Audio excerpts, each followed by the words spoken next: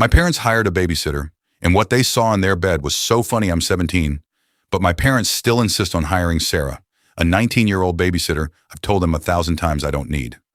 While they were away at a wedding, Sarah and her 18-year-old boyfriend, Julian, decided to take over my parents' master suite. I'd moved my sim rig into the office attached to the bedroom to use the AC. By midnight, I was locked into a no-hezzy run on Assetto Corsa.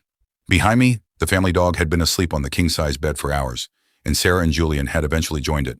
They were all fully dressed, Sarah's legs resting over Julian's, with Julian buried so deep under the comforter that only his head poked out, right next to the dog. When they heard the front door click, they started panicking, but I just deadpanned. "Don't worry, my cousin is just grabbing some water and going." They relaxed for a second, until my parents walked in, followed by my 11-year-old brother and our cousins. My dad's face went from shock to a dangerous shade of crimson. "Who is that in my bed?" he boomed.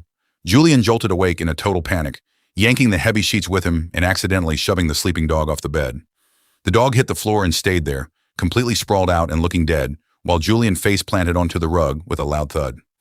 Hearing the shouting, Sarah finally snapped awake. She jolted up in terror, lost her balance, and fell face first directly into her shoes, licking them in the chaos. The absurdity of it all hit my mom, and she started laughing so hard she couldn't stop.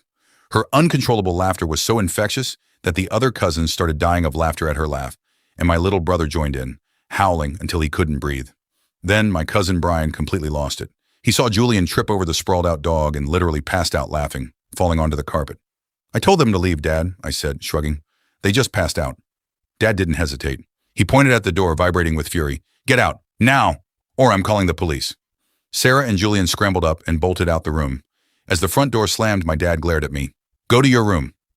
I didn't argue, just grabbed my headset and walked out, leaving them to deal with the wreckage, the still giggling family, and the very confused, very alive dog.